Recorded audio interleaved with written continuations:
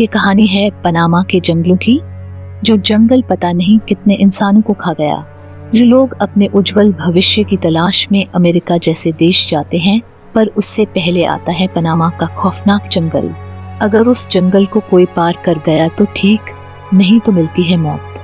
दोस्तों, वीडियो शुरू करने से पहले अगर आप हमारे चैनल पर नए हैं तो चैनल को सब्सक्राइब करें और बेल आइकन को भी दबा दें। दोस्तों, ये वीडियो एक सच्ची घटना पर है।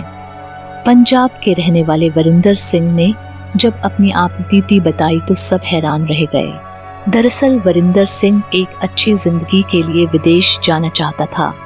घर वालों से बात हुई और वो मान गए, पर अमेरिका जाने का जो तरीका था वो आम तरीका नहीं था, बल्कि वो तरीका था डोंकी। डोंकी शब्द के बारे में पंजाब के ज्यादातर लोग जानते हैं। अगर आप नहीं जानते तो हम आपको बता दें। विदेश जाने के दो तरीके होते हैं। एक तो होता है कानूनी, जिसमें कोई पढ़ाई के लिए या काम करने के लिए विदेश जाते हैं और कुछ सालों बाद उसको सिटीजनशिप मिल जाती है। पर जो दूसरा तरीका है उसका नाम है डोंकी, जो कि एक अवैध तरीका है। और यह रास्ता समुद्री जहाज से भी हो सकता है, बाय रोड भी हो सकता है और छोटे छोटे देशों से होकर मेक्सिको पहुंचना होता है। मेक्सिको के बाद आता है यूएसए बॉर्डर और वहां लोग गैर कानूनी तरीके से बॉर्डर क्रॉस करते हैं और अमेरिका में दाखिल हो जाते हैं। लेकिन यह सुनने में जितना आसान है, हकीकत में उतना ही मुश्किल और भयानक होता है, क्योंकि मेक्सिको बॉर्डर से पहले 8 देशों से होकर जाना पड़ता है, जिसमें सबसे पहला देश है इक्वाडोर, फिर Colombia, Panama, Costa Rica, Nicaragua, Honduras, फिर ग्वाटेमाला और फिर आता है मेक्सिको यूएसए बॉर्डर। लेकिन इससे पहले जो रास्ता है उसमें से सबसे खतरनाक है कोलंबिया और पनामा के बीच पनामा के जंगल। वरिंदर बताते हैं कि पनामा के जंगल तकरीबन 100 किलोमीटर तक फैले हुए हैं, जिनको पार करने में 6 से 7 दिन लग जाते हैं। लेकिन ये रास्ता तब और भयानक हो जाता है जब आप रास्ता भटक जाते हैं और डोंकर्स यानी आपको रास्ता बताने वाले बीच जंगल में ही छोड़कर भाग जाते हैं। जंगल में माफिया गैंग होता है जो लूटपाट करते हैं, आपसे आपका खाना और पैसे छीन लिए जाते हैं। और अगर बदकिस्मती से कोई लड़की उनके हाथ लग गई तो वो लोग लड़की की इज्जत तक लूट लेते हैं और जो कोई विरोध करता है उसको मौत के घाट उतार देते हैं।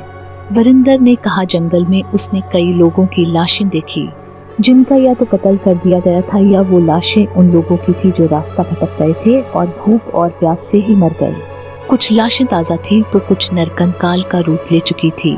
हालात ऐसे थे कि चलते चलते अगर कोई थक जाता तो आराम भी नहीं कर पाता था, क्योंकि आराम करना मतलब अपने साथियों से बिछड़ना और जंगल में अकेले रहना मतलब मौत को दावत देना।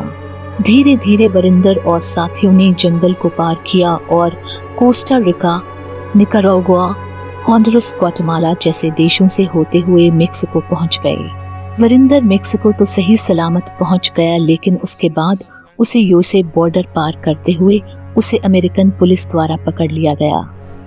उसे जेल भेजा गया और उसे अमेरिका पुलिस के द्वारा टॉर्चर किया गया, जहां पर उसे 2 दिन के लिए बिना कपड़ों के फुल एसी रूम में रखा गया।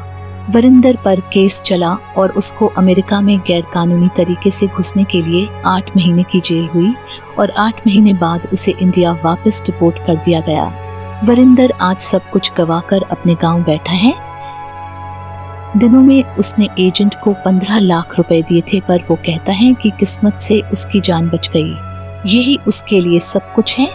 अक्सर हम अपने अच्छे भविष्य के लिए ऐसे कदम उठा लेते हैं जिसके कारण हमें जिंदगी भर पछताना पड़ सकता है। तो हम आपसे यही कहेंगे कि कोई भी फैसला लेना से पहले कई बार सोचें, क्योंकि जिंदगी इतनी सस्ती नहीं होती। समय ले, सोचे और कानूनी तरीके से ही विदेश जाए। वरिंदर की किस्मत ने तो उसका साथ दे दिया और वो जिंदा लौट आया, पर पनामा के जंगल में वो लाशें भी थी जो वरिंदर ने अपनी आंखों से देखी थी। अगर यह वीडियो आपको अच्छी लगी हो तो वीडियो को शेयर करें और चैनल को सब्सक्राइब करना ना भूलें। धन्यवाद।